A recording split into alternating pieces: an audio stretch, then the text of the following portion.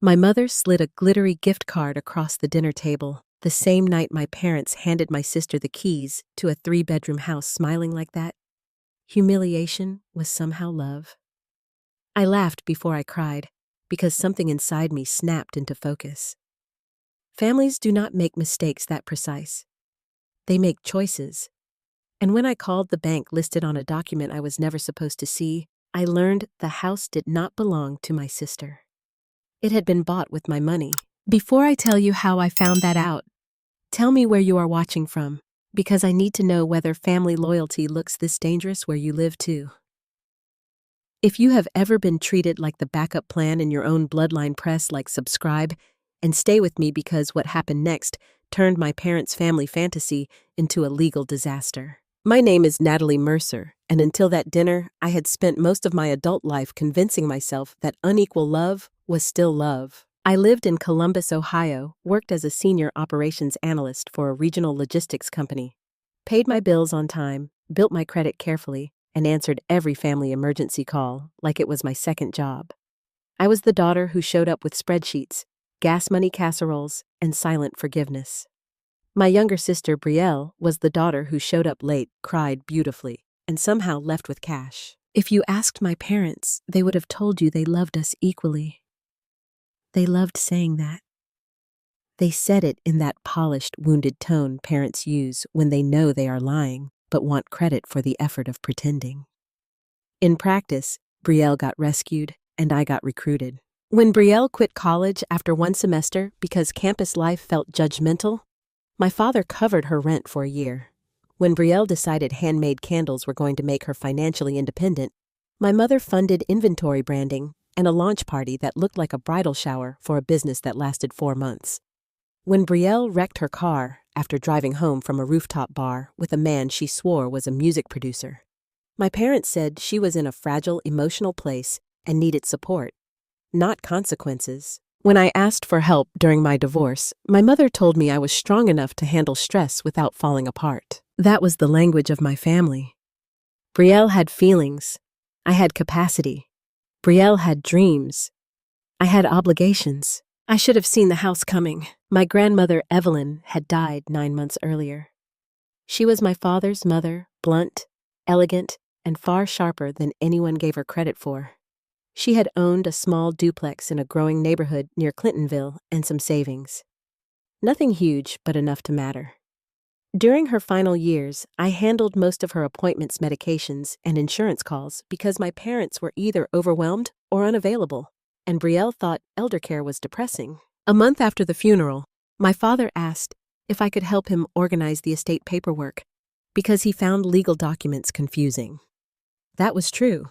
He found anything difficult confusing, especially if someone else could do it for him. I spent 3 weekends at their dining room table sorting statements, tax records, maintenance receipts, and insurance forms. I made labeled folders, contacted the attorney, and created a clean summary of the assets and outstanding debts. My father thanked me with a distracted pat on the shoulder and told me I had always been the reliable one. Back then, I still accepted that sentence as praise. What I did not know was that while I was organizing the estate, my parents were reorganizing the story. 3 months later, my mother called me in tears. She said the duplex needed urgent repairs after a pipe issue, and that if they did not move quickly, the property would lose value before sale. She said they were temporarily short because they had already covered attorney fees and taxes. She asked whether I could loan them money just until the estate settled. It was not a small amount. I remember standing in my kitchen phone pressed to my ear, staring at the magnet on my refrigerator from the fertility clinic my ex-husband and I had once visited before everything fell apart.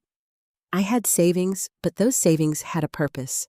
They were my house fund, my restart fund, my proof that my life was not permanently broken. My mother cried harder. She said, "Natalie, this is family." That sentence had opened my wallet since I was 16, so I wired the money. Not all at once. The first transfer covered the repairs. Then there was a second request for legal costs.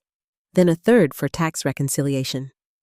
Then my father said one account had been frozen pending review, and they needed another short-term bridge. Every explanation came wrapped in urgency, embarrassment, and parental authority. every time I swallowed the discomfort and helped. By the end of 4 months, I had transferred just over $80,000. No contract, no repayment schedule, just texts from my mother saying, "You saved us, sweetheart," and my father promising, "We will make this right once everything clears." I told no one except my best friend Tessa, who looked at me across a coffee shop table like I had calmly announced I was storing fireworks beside a gas stove. She asked whether I had seen any invoices. I said no. She asked whether the estate attorney had confirmed the emergency. I said my father handled that. She asked whether I understood that helping people who always needed help was not the same as being loved by them. I told her she did not understand my family. The cruel thing about betrayal is that it often arrives wearing the clothes of your own denial. Then came the dinner. My mother insisted on celebrating good news. My father grilled steaks. Brielle walked in wearing white linen and that triumphant floating smile she always got when life rewarded her for surviving consequences she never faced. Halfway through dinner, my father stood up, tapped his water glass like he was hosting an awards banquet, and announced that family should celebrate milestones together. Then he handed Brielle a velvet key box. I thought maybe it was symbolic, a joke, some weird rental arrangement, something modest. Then, my mother pushed a glossy folder toward Brielle with photos of a renovated craftsman house on a shaded street in Worthington. Sunroom, built-in shelves, new appliances, fresh landscaping. My sister screamed. My father said, "We wanted to give you a real start." My mother cried immediately, which in my family usually meant she was playing offense. I sat there in total silence, waiting for the explanation that would make reality make sense. None came. My gift came after dessert. My mother smiled at me with what she probably thought was tenderness and slid a gold envelope across the table. Inside was a $200 gift card to a home decor store and a handwritten note that said, "For your future place. We know you appreciate practical things." The room went strangely hot and hollow. Brielle hugged them both, saying she could not believe they believed in her this much. My father laughed and said she deserved stability after all she had been through, which was remarkable, considering most of what she had been through had been financed by the rest of us. I asked very calmly where the money came from. My mother looked annoyed that I had introduced arithmetic into a sentimental scene. She said some of it came from the estate, and some from strategic family planning. Strategic family planning. That phrase stayed under my skin all night like a splinter. I left early with the gift card still in my purse and drove home shaking so hard I had to pull over twice. Tessa came over with Thai food and sat on my floor while I told her everything. When I reached the part about strategic family planning, she set down her fork and said the words that changed everything. "Check the county records." The next morning I did. The deed was not in Brielle's name alone. It was held in a family trust I had never heard of. The trust had been created 6 weeks after Grandma Evelyn died. One of the trustees was my father. The second was my mother. And attached in the public record file was a financing statement that listed a private banking division I recognized immediately because it was the same bank where my parents had asked me to wire the emergency funds. My chest went cold. I pulled my old transfer records. Same institution, same routing family, same time period. That was when I called the bank, not because I thought they would tell me much, but because rage had finally done what years of disappointment could not. It burned through obedience. I told the woman who answered that I had reason to believe money I transferred under false pretenses had been used in connection with a trust property purchase. I expected her to shut me down. Instead, her voice changed. Professional, careful. She said she could not disclose account details, but if I believed funds were obtained through misrepresentation, I needed to speak to the bank fraud department and document every transfer immediately. Fraud department. I wrote the words down with a hand that would not stay steady. Then I called the estate attorney, whose number was still in my files. He sounded confused when I asked about emergency repair costs on the duplex. He said Natalie, the duplex was sold as is. Very little was spent on repairs. I went silent. Then I asked about frozen accounts, urgent tax shortages, and bridge funding. He went silent too. When he spoke again, his voice had lost all casual warmth. He said, "I think you should come into my office with every document you have." That was the moment my family story cracked wide open. Not because they had favored Brielle. I had known that for years. Not because they had insulted me with a gift card while buying her a house. Humiliation was familiar territory. It cracked open because I finally understood that this was not emotional unfairness. This was theft, with family language draped over it. And once I knew that, I stopped asking whether they loved me. I started asking what they had done. The estate attorney, Harold Bennett, did not look like a man who enjoyed drama. He looked like a man who ironed his handkerchiefs and believed every problem should fit inside a manila folder. So when I walked into his office and saw his jaw tighten while he reviewed my transfer history, I knew I was not imagining things. He spread my bank printouts across his desk in neat rows and compared dates against estate disbursement records. The more he read, the more precise his questions became. Who specifically told you the duplex needed repairs? My mother. Who told you estate funds were temporarily unavailable? Both of them. Usually my mother cried first, then my father confirmed the details. Did either of them ever provide invoices or requests in writing? Only texts asking whether I could send money quickly. Did they say the money would be repaid from the estate? Repeatedly. He leaned back in his chair and removed his glasses. There was no pity in his face, and I appreciated that. Pity would have made me feel foolish. What he looked was angry, which was far more useful. He told me my grandmother had left no instruction authorizing unequal support for one grandchild over another. In fact, her will divided remaining proceeds in a very straightforward structure after specific obligations were met. The duplex sale had generated far more than my parents implied, and there was no major repair event requiring emergency private funding from me. Then he said something that made my stomach turn over. The trust that purchased the house for Brielle did not exist when Grandma Evelyn died. It was created later, and based on what I can see, your parents transferred estate-adjacent funds through a sequence of accounts before using them as part of the down payment structure. Estate-adjacent funds. Legal language can be so polite while describing ugly things. I asked him whether that meant they stole from the estate. He answered carefully. He said it meant there were enough irregularities to justify a formal review, especially if they solicited money from me using false claims connected to the estate. Then he asked the question that cut deeper than the financial part. Did you authorize your parents to use your transfers as a gift to Brielle? No. Did you authorize the creation of a trust that excluded you? No. Did you know your name was used in internal family communications to support the appearance that everyone approved? I stared at him. He turned his monitor toward me. Attached to a draft trust memo was an email from my mother to Harold's office sent months earlier. She had written that the family had reached a unified understanding that Brielle needed immediate housing stability, and Natalie was fully supportive because Natalie was financially secure and wanted a practical offset at a later date. Practical offset. That gift card had not been a spontaneous insult. It had been the visible tip of a plan, a prop. A pre-written justification for my reduced share. I felt something inside me go very still. The attorney told me he could not represent me against my parents because his firm had handled estate matters, but he could refer me to a litigation specialist and preserve the relevant records. He also advised me not to confront anyone until I had counsel. I nodded like I might follow that advice. I did not. I lasted 6 hours. I called a family meeting and said it was about Grandma Evelyn's memorial donations. That got all 3 of them to my parents' house on Sunday afternoon. My mother wore soft blue and false concern.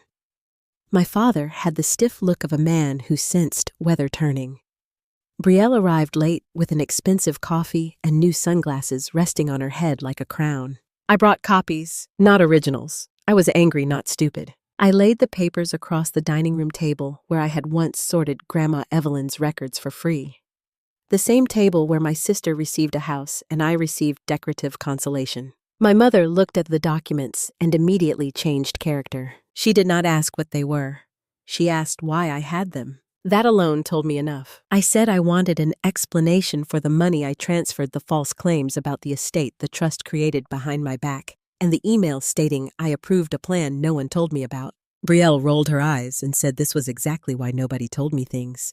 Because I always made everything ugly. The fact that she could say that while sitting one room away from a kitchen stocked with groceries I had once paid for during her candle entrepreneur phase almost impressed me. My father tried authority first. He said I was overreacting and misunderstanding administrative strategy. I asked whether administrative strategy meant lying to one daughter in order to buy property for the other. My mother tried emotional blackmail next.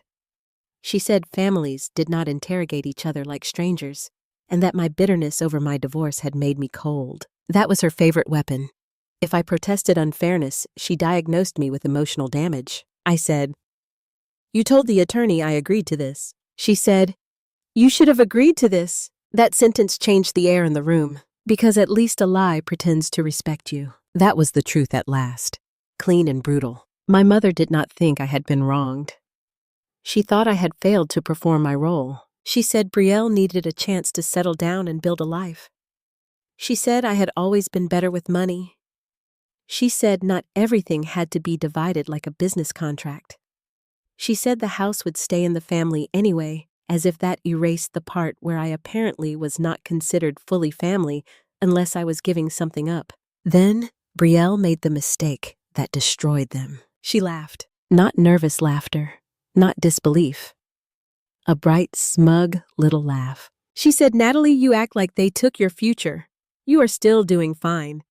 I actually need things." Need. I looked at her, then at the papers, then at my parents. And in that moment, I understood that silence had been financing this family for years. Not just my money.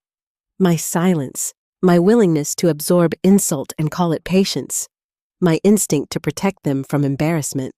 I was done protecting them. I took out my phone and pressed record. My father noticed and told me to put it away. I said no. Then I asked each question slowly, clearly, like a prosecutor building steps. "Did you tell me the estate needed emergency repair funds?" "Yes," my mother said, "but it was more complicated than that." "Did you tell me the money would be repaid?" My father said eventually yes. "Did you create a trust without telling me?" "Yes, but that was not malicious." "Did you tell the attorney I approved?" My mother said she assumed I would. "Did my money contribute to the purchase structure for Brielle's house?" Silence. I asked again. Brielle crossed her arms and muttered that everyone knew I would be dramatic if they told me. My father snapped at her to be quiet. Too late. I had what I needed. I ended the recording and said I had already spoken to the estate attorney and would be retaining counsel. I said if any of them contacted my workplace, my bank, or mutual relatives with false stories, I would add that to the record. I said the words fraud, misrepresentation, and financial exploitation very slowly, so nobody could pretend later that they misunderstood. My mother burst into tears. Real or strategic, I did not care anymore. She said I was trying to destroy the family over money. I said no. I am exposing what you did for money. There is a difference. My father stood up so fast his chair scraped the floor. He looked older than I had ever seen him, but not because he was sorry. He looked like a man watching control leave the room. He said if I pursued this publicly, I would regret it. I said that sounded like a threat. He said it was a warning. I smiled for the first time that day. I said, "Good. Say it again for the recording." He did not. That night, my mother began her campaign. She called my Aunt Linda and told her I was mentally unstable and punishing the family over inheritance stress. She told cousins I had loaned money voluntarily, then demanded interest like a stranger. She told people Brielle had been suicidal after my divorce, because the family tension affected her deeply, which was such an outrageous rewrite of reality that even relatives who liked gossip more than truth started hesitating. I knew because my phone would not stop ringing. Some people called to scold me. Some called carefully asking whether there was more to the story. One call mattered most. It came from my cousin April in Cincinnati, a woman my mother had always dismissed as difficult because she remembered things accurately. April said, "I think your mother used my name too." By evening, we were on a video call comparing notes. Months earlier, my mother had told April that Grandma Evelyn wanted Brielle supported because Natalie had a solid career and no children to provide for. The phrasing was so specific it almost made me laugh. There it was again. My pain translated into efficiency. My childlessness turned into a convenient reason I could absorb theft better than my sister. April had texts, old texts, Unprompted, detailed. The kind liars send when they think they are building consensus. Then, my Uncle Raymond called. He said he had stayed out of things because family fights gave him hives, but he remembered my father boasting that he had figured out how to keep assets protected from outside claims while setting Brielle up. At the time, Raymond thought it was normal trust planning. Now he was not so sure. By Tuesday, I had a lawyer. Her name was Dana Calloway, and she had the calm voice of a woman who had ended many expensive lies. She reviewed my documents, my recording the transfer records, and the estate paperwork. Then she looked at me and said, "We are not dealing with hurt feelings.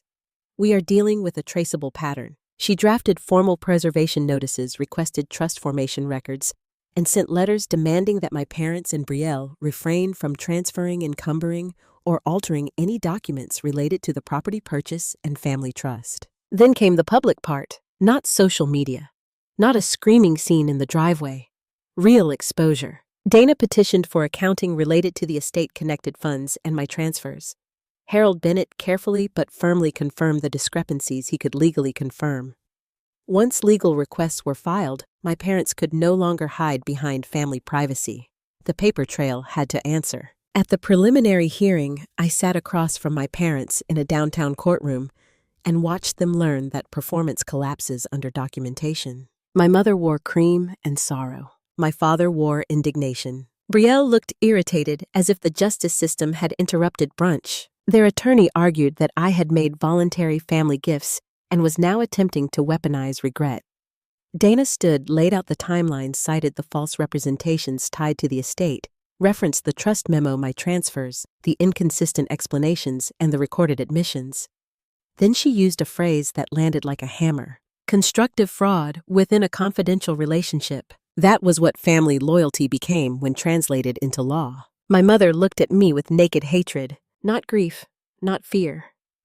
Hatred. Because she knew something now that I knew too. This was not going to stay inside the family. And once the truth leaves the dining room table, it does not ask permission before walking into the light. After the first hearing, my family split into categories. There were the loyalists who believed blood should outrank evidence. There were the cowards who said nothing but watched everything. And there were the people who had been quietly uneasy for years and finally had a reason to speak. I built my case with the third group. That was the strange gift hidden inside public exposure.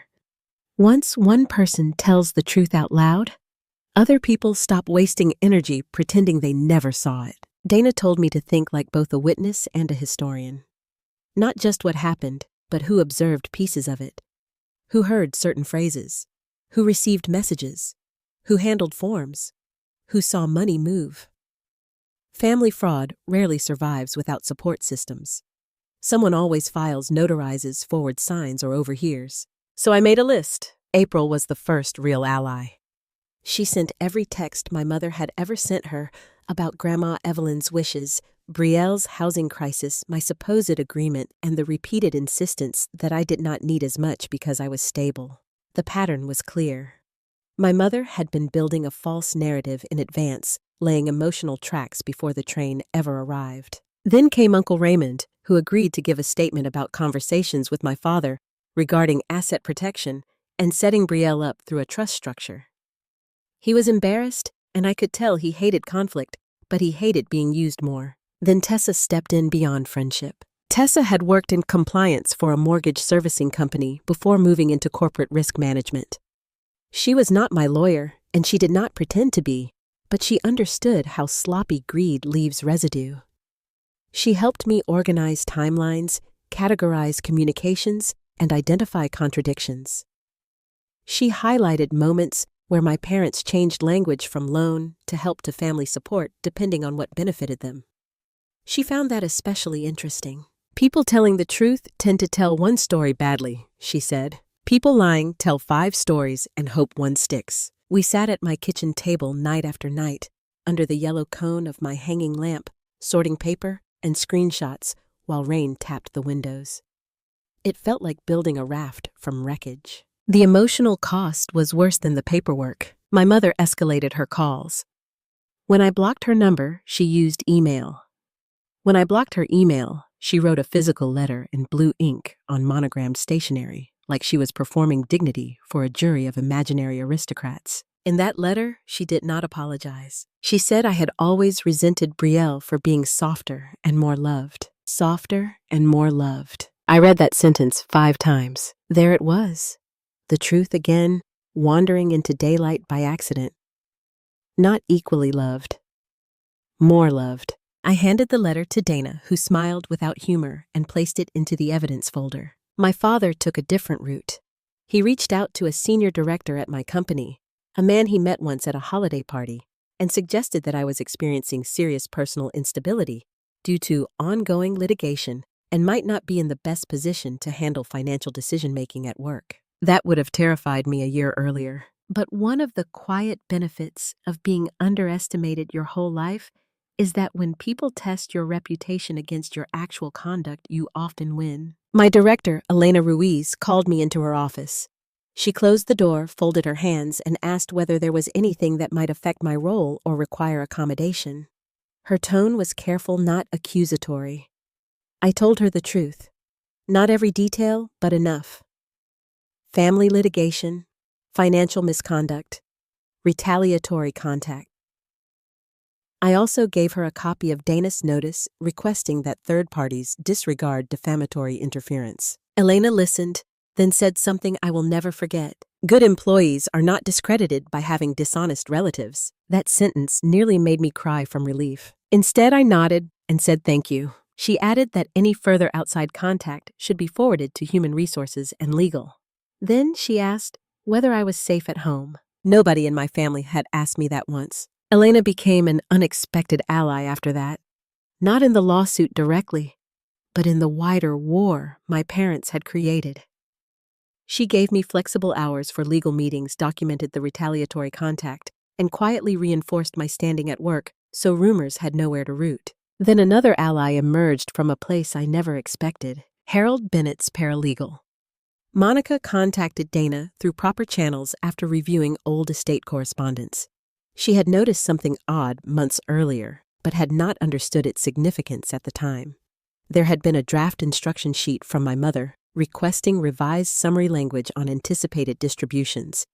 In plain English, my mother wanted the paperwork phrased in a way that emphasized flexibility for family needs while minimizing direct reference to equal residual treatment. Monica had flagged it because it seemed unusual. Harold had not adopted the language, but the email still existed. That mattered, not because it proved the theft alone, but because it showed intent. My mother had been trying to massage the formal language around the estate before soliciting money from me. Not panic, planning. Dana called it narrative laundering. I called it chilling. As the case deepened, Brielle tried to control the social angle. She posted filtered photos from the house with captions about healing peace and finally having a safe place after years of chaos. She never named me, but mutual friends understood the implication. She wanted sympathy before facts caught up. I did not respond publicly. Silence feels weak when you are used to defending yourself, but strategic silence is different. It is a dam, not a surrender. Behind that dam, Dana worked. Subpoenas moved. Bank records trickled in. The trust documentation revealed more than my parents expected. The initial funding sources were broken into layers likely to make the flow look less direct. Estate proceeds, transfers from joint family accounts, my payments. Even a smaller contribution from a savings account that had once held money Grandma Evelyn informally designated for future educational support among grandchildren. That last part made my skin crawl. They had scooped from every available bowl and called it parental wisdom. Then came the intense emotional turning point that almost broke me. It happened on a gray Thursday after work. I came home and found a storage box on my doorstep. No note. Inside were childhood photos, my high school yearbook, a ceramic ornament I made in 5th grade, and the quilt Grandma Evelyn gave me when I first moved into my own apartment. It took me 1 second to understand. My mother was not just angry, she was erasing me. There is something uniquely cruel about being symbolically disowned before anyone says the words out loud. It was not enough that they had taken money. They wanted to revoke belonging. to recast me as the outsider who forced consequences on a loving family. I sat on the floor beside that open box and cried until my ribs hurt. Then I found the card tucked under the quilt. It read, "Since you have chosen the courts over kin, you may as well keep the scraps that mattered to you." No signature. No need. I sent the card to Dana with shaking hands. She called immediately and said, "Do not answer emotionally. Answer legally." So I did. We added it to the record as retaliatory harassment and evidence of coercive family pressure. Still that night, I almost gave up. Not because I doubted the truth. Because truth is expensive when the people lying are the ones who raised you. I called April and told her I was tired. I told her every filing felt like another burial. I told her part of me wanted to take whatever money they offered and disappear. April was quiet for a moment. Then she said, "Natalie, this case stopped being only about your money the minute they used your love as a tool. If you quit now, they will tell this story for the rest of their lives as proof that you were wrong." She was right, and I hated that she was right. The next morning, I went to work exhausted, mascara free and raw. Elena saw my face and asked no intrusive questions. She simply handed me coffee and told me to take the conference room if I needed privacy. That kind of ordinary decency can feel revolutionary when you come from emotional theater. By then, my alliance network was becoming something stronger than a witness list. It was a replacement architecture. Tessa gave me logic when I spiraled. April gave me memory when my family tried rewriting history. Elena gave me professional shelter. Dana gave me structure. Monica gave us procedural insight. Uncle Raymond gave us corroboration. Even my downstairs neighbor, Mrs. Feldman, who had only known fragments, started bringing me soup and saying things like, "People who return childhood quilts in a lawsuit are not the victims, darling." The suspense in the case built with every new document because the question was no longer whether my parents lied. It was how far they went, and who else knew. Then one more person entered the circle. His name was Owen Pike, and he had dated Brielle for 8 ugly months the year before. I knew him only as a guy with tired eyes and expensive sneakers who once helped carry folding chairs after a family barbecue. He contacted me through Dana, not directly because he said he had information, but did not want Brielle twisting his motives. At first, I distrusted him. Anyone who willingly dated my sister for that long had to have either poor judgment or an appetite for destruction. Maybe both. But Dana set up a meeting anyway. Owen arrived with a laptop, a thumb drive, and the uneasy posture of a man who knew he was entering a storm he once pretended not to notice. He said Brielle had vented constantly about how unfair it was that I acted morally superior while the family finally did what made sense. He said she bragged that my parents knew how to move things around, so I could not claim much later. He said he thought it was gross, but at the time he dismissed it as spoiled rich girl nonsense, until he realized none of them were actually rich enough to behave that recklessly without taking from someone. Then he gave us screenshots, messages from Brielle, voice memos. One line in particular made the room go completely silent. "Natalie will survive. She always does. That is why Mom says it is smarter to build around me. Smarter to build around me." There in one sentence was the philosophy of my entire childhood. I should have felt only vindication. Instead, I felt grief so deep it almost blurred my vision. Because sometimes the final proof of betrayal is not the money trail. It is seeing your role described exactly the way it always felt, by the people who benefited from it most. That night, for the first time, I believed I could actually win. And that was exactly when the next betrayal started taking shape, still hidden inside the alliance I thought was holding. When people imagine betrayal, they picture enemies revealing themselves. They rarely imagine the betrayal arriving through someone who had been sitting beside them while they built the truth. At that stage of the case, my alliance network felt solid. Dana was preparing depositions. Owen had provided screenshots that strengthened the timeline. April and Uncle Raymond had submitted sworn statements. The bank records were beginning to map a financial trail that looked less like confusion and more like deliberate redirection. For the first time since the dinner with the velvet key box, I slept without waking up every hour. That peace lasted less than 2 weeks. The betrayal arrived quietly. It came from Tessa, the woman who had sat at my kitchen table night after night sorting documents. The friend who told me my parents were building lies. The person who had looked me in the eye and said I deserved fairness. Dana called me late one afternoon and asked whether I had shared our entire evidence file with anyone outside the legal team. I said no. She asked whether I had discussed strategy details with friends who might have connections to my family. I hesitated. Then I said yes. Tessa, Dana paused. Then she asked a question that felt like cold water. Did Tessa ever mention consulting work with a private banking group connected to the institution that handled your transfers? My stomach tightened. She had. Months earlier, she mentioned a compliance consulting contract, but I had not thought about it again. Dana told me that earlier that morning, my parents' legal team had suddenly introduced a revised argument in court filings.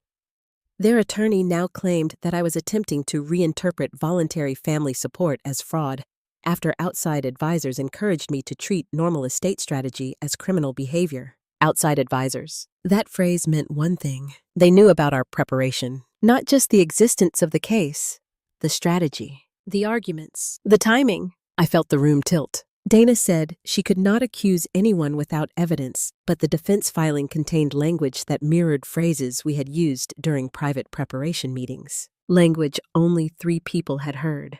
Dana, me, Tessa. I left work early and drove home in silence, so heavy, it felt physical. When I reached my apartment, Tessa was already there. She had my spare key. For a moment, I believed she came to warn me about something. Instead, she was standing in my kitchen, with the anxious posture of someone who had rehearsed explanations that were already collapsing. She started talking before I said anything. She said my parents had contacted her. They knew about her compliance work. They knew she understood banking processes.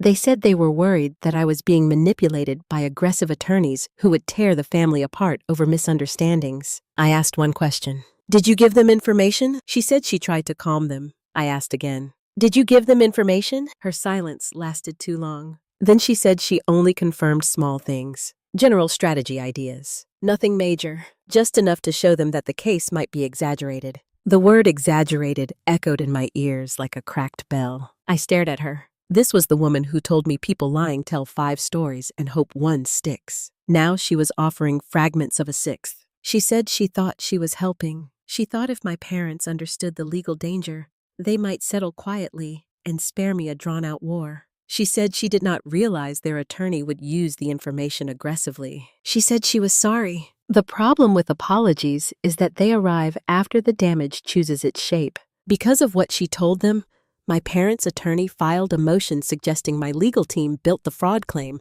by reframing normal financial family help as criminal conduct. They hinted that I had been coached by outside advisors with professional conflicts of interest. They even referenced compliance terminology Tessa used during our private conversations. The result was immediate. Dana had to defend the integrity of our case before continuing the financial claims. Depositions were delayed. The defense used the confusion to reposition the narrative. Suddenly, the courtroom discussion was not only about my parents' actions. It was also about whether I had been influenced by someone seeking revenge or professional leverage. I felt sick, not because I doubted the truth anymore, but because the path to proving it had just become longer and messier. I told Tessa she needed to leave. She tried to explain again. I told her to leave. The sound of the door closing behind her felt like a quiet earthquake. For 3 days, I walked through life in a fog. Work, home, legal calls, paperwork. Dana remained calm but direct. She said betrayal within an evidence network was damaging, but not fatal. The financial record still existed. The trust structure still existed.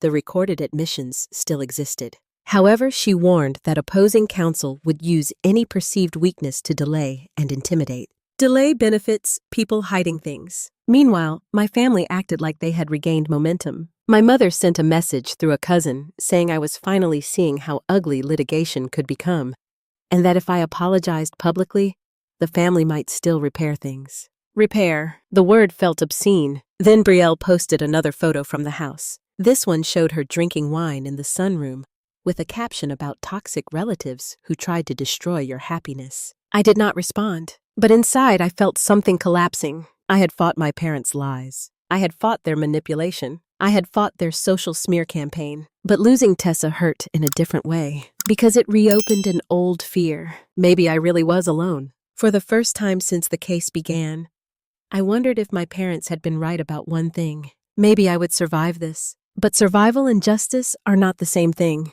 And for a few heavy weeks, justice felt like it was slipping through my fingers. The case changed direction the day the bank finally finished its internal review.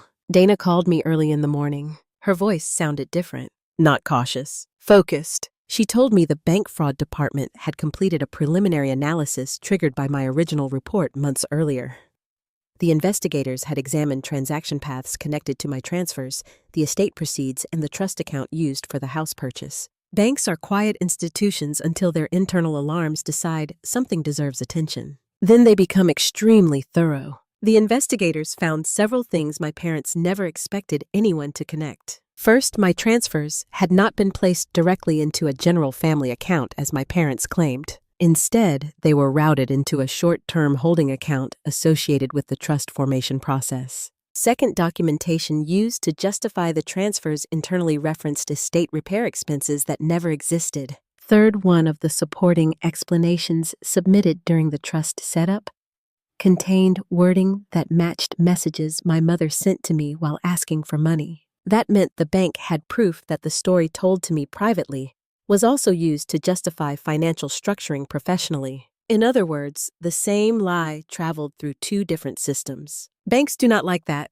Dana explained that the fraud unit had contacted their own legal counsel and was preparing a formal statement acknowledging potential misrepresentation connected to the transaction trail. When financial institutions become witnesses, cases shift dramatically. But the most unexpected part came from the investigator assigned to the review. His name was Marcus Hale. Marcus requested a meeting with Dana and me, not because he wanted to help personally, but because he needed clarification on several details that did not fit the narrative my parents presented. We met in a quiet conference room inside the bank's regional office. Marcus was methodical. He walked through timelines, transfer authorizations, communication patterns, and trust documentation with the patience of someone who had spent years watching people attempt creative dishonesty. Then he asked a question that revealed how serious the situation had become. Did your parents ever tell you the money would be used as collateral for a property purchase? Number. Did you authorize your funds to be included in trust capitalization? Number. Did they ever disclose that your transfers were recorded internally as financial contributions to family housing stability? No. Marcus nodded slowly and wrote several notes. Then he said something that made the entire room still. Based on what we see, your parents represented your funds as cooperative family participation, while simultaneously describing the same funds as emergency assistance. Those descriptions cannot both be accurate. That contradiction became the missing anchor Dana needed, because it proved intent, not confusion, not emotional misunderstanding. Intent. Marcus also discovered an overlooked detail inside the property purchase documents. The down payment for the house had been structured through layered transfers designed to appear like several smaller contributions instead of one large source. One of those layers matched my exact transfer amount from the month my mother claimed the estate faced sudden tax pressure. It was not simply similar, it was identical. The bank prepared documentation verifying the path. That evidence could not be dismissed as family disagreement. It was math. From that moment forward, the case accelerated. Dana submitted the bank's findings to the court along with the trust documents recorded. Admissions, estate attorney, clarification and corroborating statements from April and Uncle Raymond. Even the defense attorney shifted tone. The confident language about voluntary gifts began disappearing from their filings. Meanwhile, Brielle stopped posting photos from the house. And my parents stopped contacting relatives with dramatic versions of the story. Because once the bank stepped into the narrative, this was no longer only a family dispute. It was financial misconduct. Marcus became an unexpected ally in another way, too. He did not comfort me. He did not pretend my situation was unique. But during our final meeting, he said something quietly reassuring. Fraud cases involving family members often rely on emotional pressure rather than complex schemes. When documentation appears, the pressure collapses quickly. For the first time in months, I felt the ground stabilize beneath me, not because revenge felt good, but because truth was finally moving faster than lies. And once it started moving, nothing my parents said could slow it down. The final hearing took place on a cold morning that smelled like early winter. My parents sat at the defense table looking smaller than I remembered. Not physically smaller, but reduced somehow like actors who realized the audience had already seen through the performance. The evidence unfolded piece by piece. My transfer records, the trust formation documents, the estate attorney testimony, the recorded conversation from the family meeting, the messages Brielle sent to Owen, the bank fraud department's financial trace confirming my money was used during the property purchase process. Each element alone raised questions. Together, they formed a pattern impossible to ignore. The court concluded that my parents had obtained financial transfers through misrepresentation connected to false estate claims and then incorporated those funds into a trust structure that excluded me. In plain language, they lied to take my money and used it to buy my sister a house. The ruling required full restitution of the transferred funds' legal costs and the restructuring of the trust arrangement connected to the property. But the financial outcome was not the real ending. The real ending was the collapse of the story my parents had built for years. Relatives who once believed my mother's emotional explanations suddenly stopped defending her.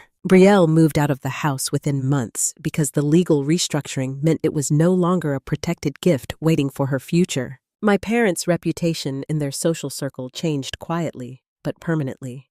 People stopped asking them for advice about family loyalty. And me, I did not feel triumph the way revenge fantasies promise. What I felt was space. Space where guilt used to live. Space where obligation used to sit heavy on my chest. I repaid my savings account first. Then I bought a small townhouse of my own, with sunlight in the living room and a kitchen that smelled like fresh paint and new beginnings. April helped me move in. Elena came with a houseplant and a laugh that filled the empty rooms. Uncle Raymond brought a toolbox and spent an entire afternoon fixing things that were not broken simply because he wanted to be useful. Even Marcus sent a short message wishing me peace. My chosen family formed quietly in those ordinary moments, not through blood, through honesty. Sometimes people ask whether I regret exposing my parents. I tell them the same thing every time. Families do not collapse when truth appears. They collapse when truth was never allowed to exist. Before we close this story, I want to ask you something. Have you ever watched someone in your family receive everything while you were expected to sacrifice quietly for the sake of peace? If you have lived through something like that, share your experience in the comments. I read them because stories like this remind people they are not alone. If this story moved you, press like, subscribe to the channel, and share this video with someone who believes justice inside families never happens. Sometimes karma takes time, but when truth finally stands up, it does not whisper. Thank you for listening to my story, and wherever you are watching from tonight, I hope your life is filled with people who treat loyalty as something mutual, not something to exploit.